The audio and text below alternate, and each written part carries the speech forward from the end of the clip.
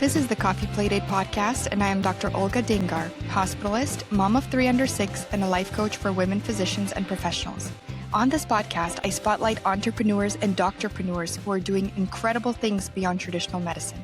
You'll hear the real-life stories behind their mindset shifts, the challenges they've overcome, and the practical advice that they share to support aspiring entrepreneurs on their own paths. Welcome to the Coffee Playdate podcast. I'm Dr. Olga Dingar, and today I have a very special guest with me, Dr. Sunny Smith. Welcome. Hello, great to see you. I'm so happy that you're here with us today. I'd like to ask you, do you drink coffee? No. What is your go-to beverage? Right now, I'm having water. And on a very special day, I might, if I go to Starbucks, then I would get like something that's pink, like a dragon fruit drink or some kind of thing like that has caffeine in it.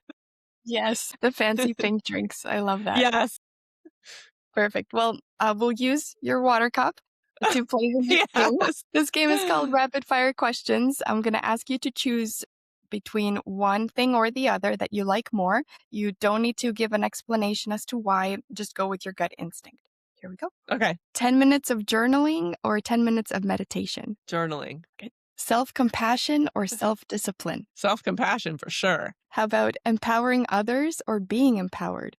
That's a both and. I can't choose. Because Fair my enough. job is literally empowering others. But I want to empower myself as well. Yes. And last one, writing a book or creating a course? Ooh, creating a course for me. Good. The next game is similar to this game, but this time we both answer, and if our answers match, we take a sip from our coffee cups. Okay. Morning walk outside or yoga at sunset on the beach? I would say walk at sunset on the beach, but not yoga. I love that blend. I'm going to say morning walk outside. I guess we could take a sip. Did we match enough? We take a sip. We have to take a half sip. Okay, half a sip. Roses or lilies? I'm going to go with roses. Roses. I love roses. Okay. Mountain view Ready. or ocean view? Ocean view 100% all the way. Me too. Cheers. Okay.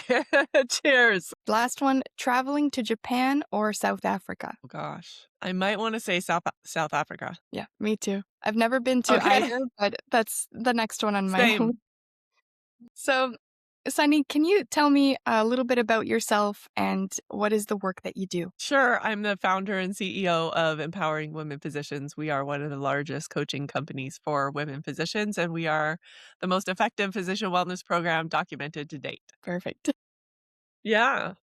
And how did all of this start? How did you get the idea to create this incredible coaching company? Well, I was in Tahiti and I got into a bicycle accident. And then when I broke both my arms and my face and had a head injury and was off work for a few months, I was pretty upset about the condition that I was in. And a friend recommended a podcast that was about coaching. And it said, when you can't change the circumstances you're in, you can change the way you think about things and you could change the way you feel about things. And so that really changed my whole life to hear that. I know it doesn't sound that innovative, but it really was for me. And so then when I went back to work, eventually I was very intentional about the things that I kept and the things that I let go of. And I let go of a lot of things.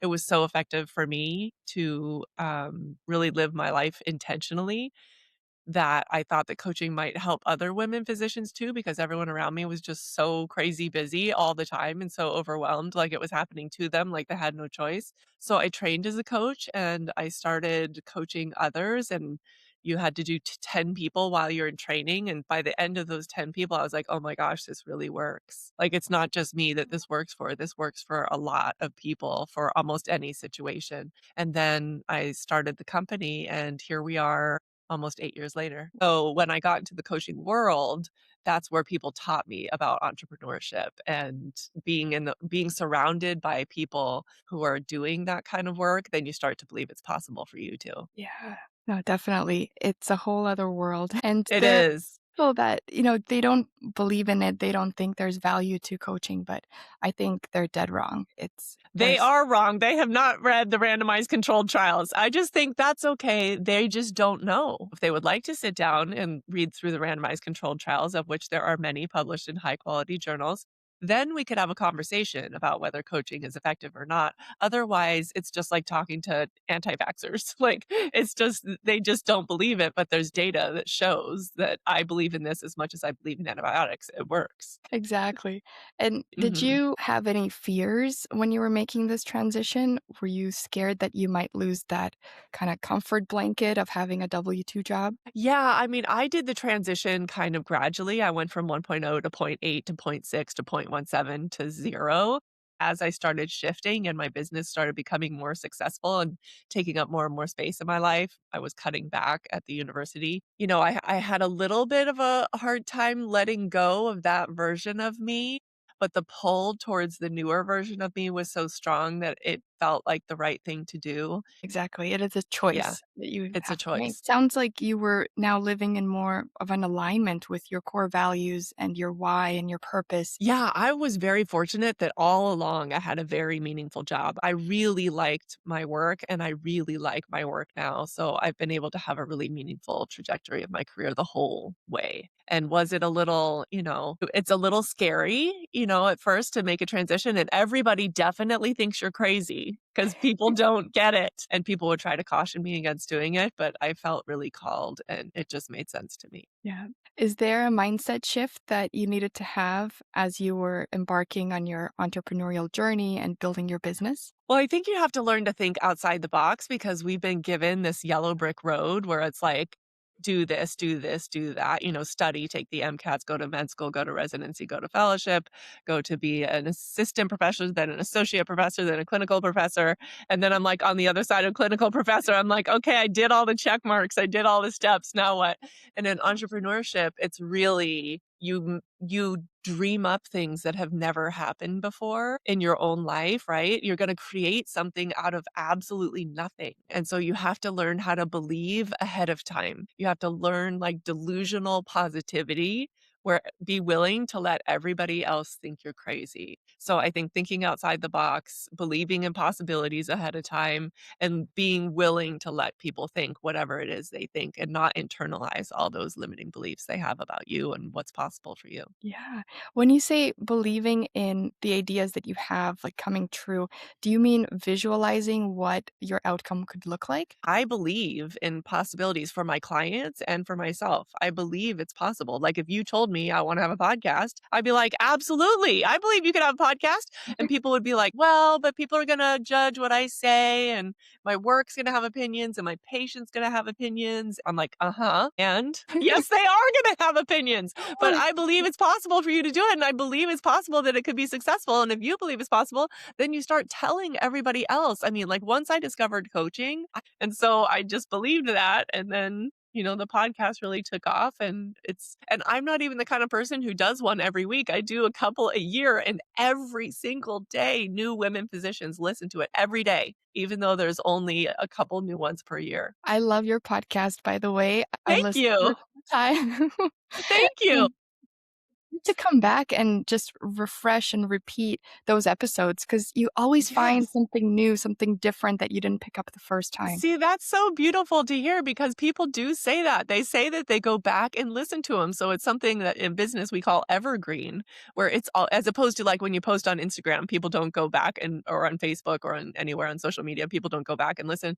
But in a podcast, it is somewhere that people do go back to years later to listen and they refer their friends to it. And so that's beautiful to hear. Thank you. Now, I'd like to shift gears a little bit and ask you about was there a time when you had a challenge as you were growing your business that you had to overcome, maybe with your new program coming through? Let's see. There are always challenges in business. You're always overcoming challenges in business. I would say the biggest one that I remember was when I transitioned from doing just my own coaching, where it was just me, and I knew how to market myself and how to get clients myself. And my people who are on my email list and in my world and my podcast listeners, they knew to expect that I would coach them, right? Like I would send them to a call, I would talk to them and I would say, if you're interested in working more together, this is how we'd work together. And they'd say yes or no. And then we would move forward. And then I sponsored my friend's conference, Hala Sabri. She does Physician Moms Group. And she had a conference and I did a sponsorship of the lunch. And so me and several women physicians stood on stage and talked about what coaching was and how it had changed our lives. Because just like I told you today, it really, truly, deeply changed my lives. And we felt that we were really on the fringe. So we were trying to get in front of all these people and say, no, it really did change our lives. And here's the ways that it did. And we came together and did a group program where there was a group of women physicians who were going to be available to coach a group of other women physicians who signed up. And so I paid $25,000, which at the time for me, that was a lot of money. And for my clients, for my coaching budget, it was huge. And so we stood on the stage and we made the pitch. And if you work with us, this is how it would look like. Here's the QR code. Go ahead and sign up. And literally no one signed up. 0 people. 0. So then the next day I came back and I'm like, so you guys must have been confused. I understand because people were asking me questions. Like, how could you work with more than one coach at one time? It doesn't make sense. How could you have a group of coaches? And so I was like, you guys must have been confused because we just told you how this changes our lives and it's so amazing and so impactful. And nobody signed up. So I'm sorry if we confused you. Ask me any questions you want. And one person signed up. And I was like, okay, I don't know. So I went back to the sales page and I'm trying to answer the questions that people were stopping me in the hallway asking, trying to make it make sense how you could sign up to have a program of more than one coach. I just kept trying and trying. I did a bunch of different stuff online. I did a bunch of informational calls, etc. We ended up with 80 people signing up. And Wow. that was the huge inflection point. There was more people than had ever signed up, in the whole entirety of my business at that point. And then, so we were supposed to start March 1st, 2020, and we did. And March 13th, I think it was 2020, the whole world shut down. So you can imagine everyone's like, this was a bad idea. I need to get out of here. This is not a time for personal development because really physicians were in the garages, right? And not sleeping with their families. And it was terrible. And I was like, this is the thing, is that this mindset works matters so much. It matters now more than ever. We are here for you. And we went to being open 7 days a week during that time. And I was like, that you need us now more than ever. Your family needs you to stay with us now more than ever. We are here to support you. No one gets a physician during COVID. Physicians, oh, it makes me tearful. So, because I remember so much of what so many people were going through during that time. So we stayed open and we doubled down and then we've been growing ever since. So yeah, there's always going to be challenges and it's not are there challenges, it's how do you respond to the challenges that makes you a successful entrepreneur. Yeah, you clearly responded well because you've put all of your time, all of your energy to pivot to try to make this successful, to show people how valuable coaching can be, and especially at such a detrimental time during COVID. Yes. Yes. It was a Yes. lot for everyone. Yes. And then as you mentioned, we're now starting a brand new program, which we're doing after all these years. And because our intervention is so effective, we want to train other physicians to do it. So we have this physician coach certification, and we're about 2 weeks in to our very first enrollment in physician coach certification. And fortunately, I had known there was already built up demand because people have been asking for us to train them in what we do for so long. So we've already had about 20 people, 25 people sign up, and we're kind of getting close to the maximum of what we're going to be able to allow because of the way that the training has to be, how much observing we have to do of you, et cetera.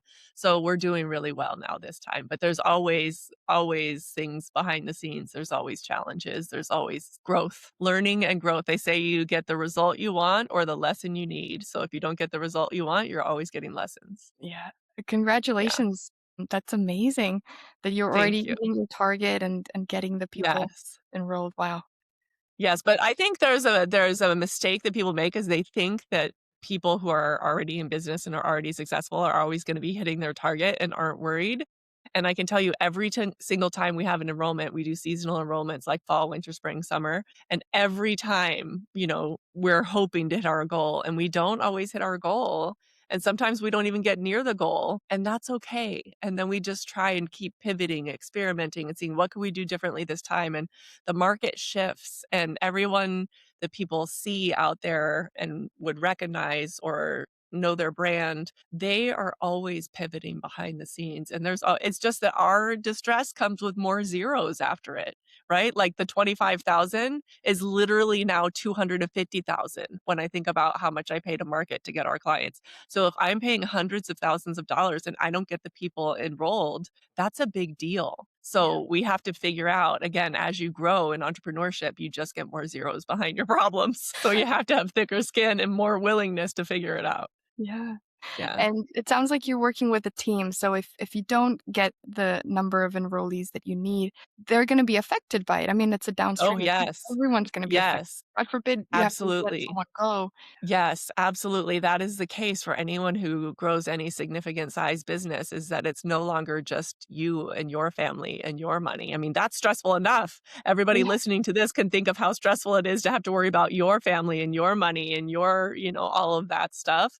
And then imagine dealing with that for a whole bunch of humans. It's Wow. a significant responsibility, right? So it's important to be mindful as you're growing about what kind of business and culture and community that you're creating for others too. Yeah. And speaking of work culture, is there an example that you can share where you have gone above and beyond for your team? And this question is inspired by the book Unreasonable Hospitality, written by Will Guidara. He talks about the 95-5 rule, where you allocate 5% of your budget to creating these extraordinary, unforgettable, meaningful experiences for your team while efficiently managing or budgeting the other 95%. Can you give Yeah, I mean, I can think of so many things. We've had so many fun, amazing things. But you mentioned for including my team in it. So that's what brings this example to mind is we did so when I took people to Bora Bora as like a big thing that I did for, in my company, I did retreats in Bora Bora. And then during COVID, we were not able to bring anybody to Bora Bora. So I asked myself, what can I do to make it amazing for our clients? How can I just make it something that's very memorable, in your life. And so I talked to my coach and we said, well, what would be the most fun? And so I came up with some people that would be the most fun to come into our program. And one person that came to mind was Liz Gilbert, who wrote the book Eat, Pray, Love. So those listeners that you have that are about our age would probably know the book Eat, Pray, Love. And Liz Gilbert is amazing. And I just love her philosophy in life. So I just emailed and asked her to come. And she said yes. And I was like, what are you talking about? You just email people and they'll just come? And so then the thing that I did for our team, so that was amazing for our clients. Her workshops were phenomenal and I invited all of our coaches and all of our clients. But what became the really phenomenal thing was that when the world was back open again, I invited her to come to Puerto Rico to do an in-person event with us. And so I invited all of our coaches and all of our clients. And then when we got there, I kind of surprised everyone by putting all of us and Liz Gilbert on little private planes over to an island to go in a bioluminescent bay, the brightest bioluminescent bay in the world. And then we took these little private planes back and it was just the most magical night out there, sparkling, and you put your hand in the water and there's just like all these sparkling little things. And it was magical for all of our clients and for Liz. And she even gave me a book at the very end that said, thank you for one of the most magical nights of my life. And wow. it really was it was just so magical. And again, all of our coaches were included, all of our staff were included. In fact, on the plane with me and Liz, there's only 4 seats in the plane. And it was me and Liz and one of my staff members, my marketing guy, and my best friend from med school. So it was like, you don't have to do stuff like that, but when given the opportunity, why would you not want to create something like that for your people? So we can be just a coaching program, which is very impactful, just virtual coaching. Yet when you have the ability to create magical memories like that, it's like, why not? It's something that people remember forever. Wow, that is extraordinary. I actually got the chills.